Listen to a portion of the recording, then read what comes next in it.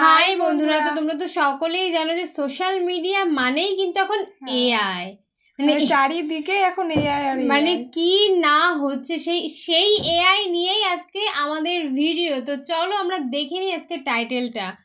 তো বলছে প্রাচীন ধর্ম কোনটি, প্রাচীন ধর্ম কোনটি সেটা নাকি বলবে এআই। মানে তোমরা ভাবতে পারছো, মানে অবাক করা ভিডিও, মানে খুব ইন্টারেস্টিং হতে চলেছে। একদমই তাই, মানে ইন্টারেস্টিং মানে বিগত বেশ কয়েকটা দিন, মানে বেশ কয়েকটা না অনেকগুলো দিন ধরে কিন্তু এআই এর প্রচুর প্রচলন হয়ে যাচ্ছে। তো সেই এআই নাকি আজকে বলছে যে প্রাচীন ধর্ম কোনটি।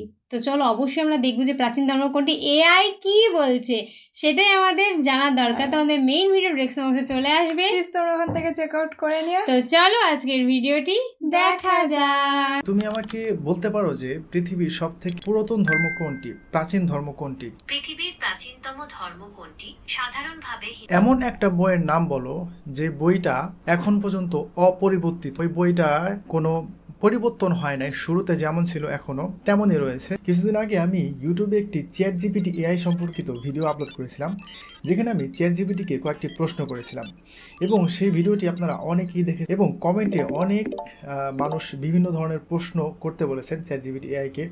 এবং বিশেষ করে যারা হিন্দু ধর্মাবলম্বী আছেন তারা একটি প্রশ্ন করতে বলেছিলেন, যেটা হচ্ছে পৃথিবীর সব থেকে প্রাচীন ধর্ম কোনটি, কোন ধর্মটি সব থেকে পুরনো। তো আমি সেই হিন্দু ভাইদের কথা মাথায় রেখে আমি আজকে আরেকটি ভিডিও করতে যাচ্ছি, যেখানে আমি এআইকে আজকে জিজ্ঞাসা করব যে পৃথিবীর সব থেকে প্রাচীন এবং পুরাতন ধর্ম কোনটি। তো চলুন এখন আমরা এআইকে জিজ্ঞাসা করি।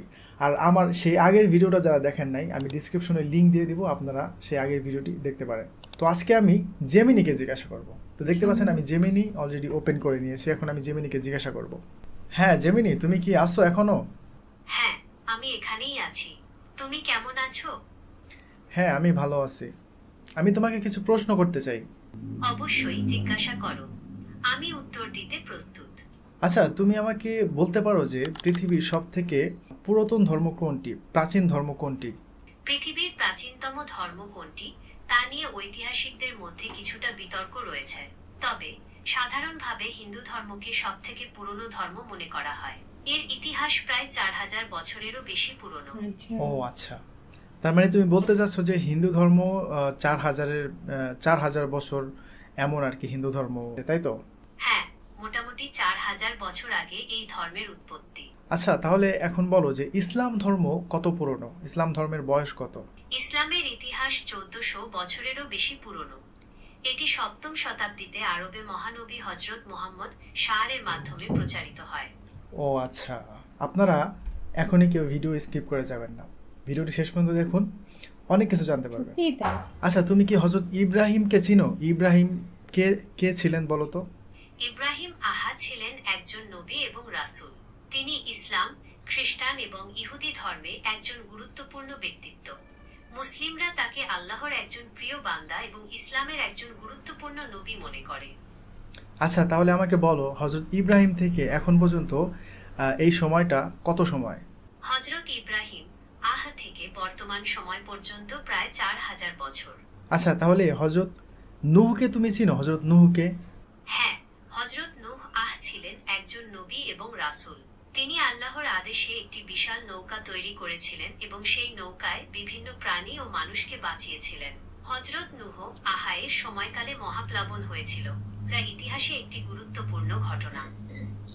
আচ্ছা, তুমি আমাকে আরেকটি বিষয় বলো যে পৃথিবীতে মূর্তি পূজা কবে থেকে শুরু হয়েছে? পৃথিবীতে মূর্তি পূজা ঠিক কবে থেকে শুরু হয়েছে তা স্পষ্ট করে বলা কঠিন, তবে ঐতিহাসিক ও প্রত্নতাত্ত্বিক প্রমাণ থেকে জানা যায় প্রাচীন মেসোপটেমিয়া, মিশর এবং ভারত সহ বিভিন্ন সভ্যতায় খ্রিস্টপূর্ব কয়েক হাজার বছর আগে থেকেই মূর্তি পূজার প্রচলন ছিল। আচ্ছা ঠিক আছে, আনুমানিক এর বয়সটা কত হবে? আনুমানিক খ্রিস্টপূর্ব 5000 বছর আগে মেসোপটেমিয়ায় প্রথম মূর্তি পূজা শুরু হয়েছিল বলে মনে করা হয়। ওকে, হযরত নূহ থেকে এখন পর্যন্ত এই সময়টা কত সময়? হযরত নূহ থেকে বর্তমান সময় পর্যন্ত প্রায় 6500 বছর। ওকে, তাহলে এখন ইসলামে হাদিস রয়েছে হযরত নূহ আলাইহিস সালামের সময়ে মূর্তি পূজা শুরু হয়েছিল। তো এখন আমরা কি মনে করতে পারি না যে ওই মূর্তি পূজাটাই মানে কালের পরিবর্তনে আস্তে আস্তে এটা মিশর এবং ভারত উপমহাদেশে চলে এসেছিল। হ্যাঁ, হযরত নূহ আহায়ের সময়কালে মূর্তি পূজা শুরু হয়েছিল এবং সময়ের সাথে সাথে এটি অন্যান্য অঞ্চলে ছড়িয়ে পড়েছিল। তাহলে এখন তুমি আমাকে আরেকটি ইনফরমেশন দাও, যেটা এমন একটা বইয়ের নাম বলো যে বইটা এখন পর্যন্ত অপরিবর্তিত, মানে ওই বইটা মানে কোনো পরিবর্তন হয় নাই, শুরুতে যেমন ছিল এখনও তেমনই রয়েছে, তবে এই বইটা একটা ধার্মিক বই। মুসলমানদের পবিত্র ধর্মগ্রন্থ কোরআন অপরিবর্তিত রয়েছে। এটি একটি ঐশ্বরিক গ্রন্থ যা আরবি ভাষায় অবতীর্ণ হয়েছে। মুসলমানরা বিশ্বাস করে কোরআন আল্লাহর বাণী এবং এটি মানবজাতির জন্য পথ প্রদর্শক। তাহলে কি এমন একটি গ্রন্থ যে গ্রন্থের মধ্যে কোনো পরিবর্তন নাই, যেটা ধার্মিক গ্রন্থ, তো এমন একটি মানে গ্রন্থের কোনো একটা ইতিহাস বা কোনো একটা ইনফরমেশন যদি এই গ্রন্থ থেকে দেয়া হয়, তাহলে সেটা কি বিশ্বাস করা যায়? হ্যাঁ, অবশ্যই। কোরআন অপরিবর্তিত থাকায় এর ঐতিহাসিক তথ্যগুলো নির্ভরযোগ্য বলে বিবেচিত হয়। এখন তুমি আমাকে আরেকটি কথা বলো, তুমি যে প্রথমে বলেছিলে যে হিন্দু ধর্ম 4000 বছর পুরনো, কিন্তু যখন মুসলিম ধর্মের কথা বলেছি তো তখন তুমি বললে যে এটা 1400 বছর পুরনো। কিন্তু আমি তোমাকে ধরিয়ে দিলাম এবং আমি মুসলিমদের ইতিহাস সম্পর্কে তোমাকে জানালাম যে ইসলাম ধর্ম কবে থেকে শুরু।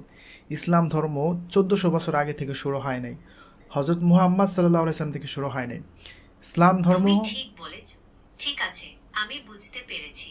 তুমি ইসলামের ইতিহাসের সময়কাল নিয়ে জানতে চেয়েছিলে। যেহেতু ইসলামে হযরত আদম থেকে শুরু করে সকল নবী রাসূলগণের কথা উল্লেখ আছে, তাই এর ইতিহাস অনেক পুরনো। তবে হযরত মুহাম্মদ এর মাধ্যমে এই ধর্ম পূর্ণতা লাভ করে। হ্যাঁ, এটা বলা যায় যে হযরত মুহাম্মদ সাল্লাল্লাহু আলাইহি সাল্লামের হাত ধরে ইসলাম ধর্মের যে পূর্ণতা সেটা লাভ করে, কারণ হযরত মুহাম্মদ সাল্লাল্লাহু আলাইহি সাল্লামের পরে আর কোনো নবী আসবে না এবং এখানে ইসলাম সম্পূর্ণ করে দেওয়া হয়েছে। তবে ইসলামের শুরুটা হচ্ছে হযরত আদম থেকে, নূহ, ইব্রাহিম, তারপরে হযরত মুহাম্মদ সাল্লাল্লাহু আলাইহি সাল্লাম, আর অনেক মাঝখানে অনেক নবী রাসূলগণ পৃথিবীতে এসেছিলেন, যার বিষয়ে আমরা জানি না, একমাত্র আল্লাহ সুবহানাহু ওয়া তাআলা জানেন। তো যাই হোক, আমি জেমিনির সাথে কথা বললাম। তো দেখেন, হ্যাঁ, জেমিনি প্রথমে কিন্তু বলেছে যে হিন্দু ধর্ম 4000 বছরের পুরনো। ঠিক আছে, হিন্দু ধর্ম 4000 বছরের পুরনো, কিন্তু ইসলাম ধর্মের ব্যাপারে যখন জিজ্ঞাসা করলাম, যেহেতু ইসলাম ধর্ম পূর্ণতা পেয়েছে 1400 বছর আগে হযরত মুহাম্মদ সাল্লাল্লাহু আলাইহি ওয়াসাল্লামের হাত ধরে, এই জন্য বেশিরভাগ ক্ষেত্রে কোনো মানে গুগলে সার্চ করলে বা এআইকে জিজ্ঞাসা করলে 1400 বছরের কথাই বলে, এর পূর্বের কথা কিন্তু বলে না। যেমন আমি একজনকে যদি জিজ্ঞাসা করি যে ভাই আপনি এসএসসি পাস কবে করছেন, তো যেই সাল সে এসএসসি পাস করছে শুধু সেই সালের কথাই বলবে। তার শুরুটা কোথা থেকে হয়েছে, ক্লাস 1 থেকে হয়েছে, তো সেই সালের কথা তো সে বলবে না। তো ঠিক ওই রকম ইসলাম ধর্ম শুরু হয়েছে হযরত আদম থেকে।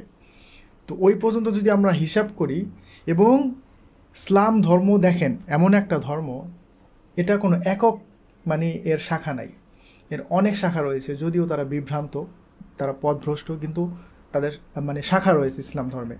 খ্রিস্টান রয়েছে, ইয়াহুদি রয়েছে। খ্রিস্টান, ইয়াহুদি অনেক হিন্দু ভাইরা জানে না, এটা কিন্তু ইসলাম ধর্মের একটি শাখা, যদিও তারা পথভ্রষ্ট। কিন্তু হিন্দু ধর্মের শাখা কোথায় ভাই? হিন্দু ধর্মের তো কোনো শাখা নাই। দেখেন, তো ইসলাম ধর্ম যে একটা সত্য ধর্ম, সঠিক ধর্ম, এটা একটু বিবেচনা করলেই, এটা আপনারা একটু চিন্তা করবেন, একটু রিসার্চ করবেন, তাহলে আপনারা বুঝতে পারবেন ইনশাআল্লাহ। তো ভিডিওটা কেমন হলো অবশ্যই কমেন্ট করে জানাবেন, আর বন্ধুদের সাথে অবশ্যই শেয়ার করবেন। ভালো থাকবেন, আসসালামু আলাইকুম। তো ভিডিওটা কিন্তু সত্যি মানে দারুণ ছিল। মানে শুধুমাত্র এআইকে জিজ্ঞাসা করা হয়েছিল যে আমাদের হিন্দু ধর্ম ঠিক কত বছর আগে আর আমাদের মুসলিম ধর্ম কত বছর আগে মানে সৃষ্টি হয়েছিল। হিন্দু ধর্মটা মানে মোটামুটি বললেছে যে 4000 বছর আগে, কিন্তু যখন জিজ্ঞাসা করলো যে আমাদের মুসলিম ধর্ম কত বছর আগে, সেটা কিন্তু বলেছে 1400 বছর আগে। কিন্তু তার শুরুটা যে কবে থেকে সেটা কিন্তু একদমই তাই। মানে হয় না যে শেষ যেখান থেকে সেটাই কিন্তু সবাই বলে, কিন্তু সেই প্রথম শুরু কোথা থেকে সেটা কিন্তু আর কেউ বলে না। মানে ভিডিওটা কিন্তু অনেক অজানা কথা আমরা জানতে পারবো। একদমই তাই। আর এআই যে এত সুন্দরভাবে বলবে সেটাও আনএক্সপেক্টেড ছিল, একদমই তাই। কারণ এআই জাস্ট কিছুদিন ধরে, বিগত অনেক দিন ধরেই আর কি সোশ্যাল মিডিয়া ভরে গেছে যে এআই। কিন্তু সেখানে আজকে এআই কিন্তু আমাদেরকে অনেকটা অনেকটাই হেল্প মানে যেগুলো করলো। আমরা জানতামই না সেই অনেক কথা কিন্তু এআই আমাদের একদমই তাই। তো অবশ্যই ভিডিওটা তোমাদের যদি ভালো যদি লেগে থাকে অবশ্যই তোমরা শেয়ার করো ভিডিওটা, কারণ এই ভিডিওটা সত্যি অনেকের দেখার প্রয়োজন আছে বলে আমি মনে করি, প্লাস তোমরা যারা দেখছো তারাও আই গেস ভিডিও দেখার পরে মনে করবে। তো অবশ্যই ভিডিওটা শেয়ার করো অ্যান্ড সাবস্ক্রাইব তো অবশ্যই করতে হবে। নেক্সট ভিডিওর জন্য অবশ্যই আমাদের কমেন্ট সেকশনে কমেন্ট করো, আমরা নেক্সট কোনো মানে তোমাদের রিকোয়েস্টের ভিডিও নিয়েই চলে আসবো। তো চলো আজকের মতো এখানেই, বাই বাই।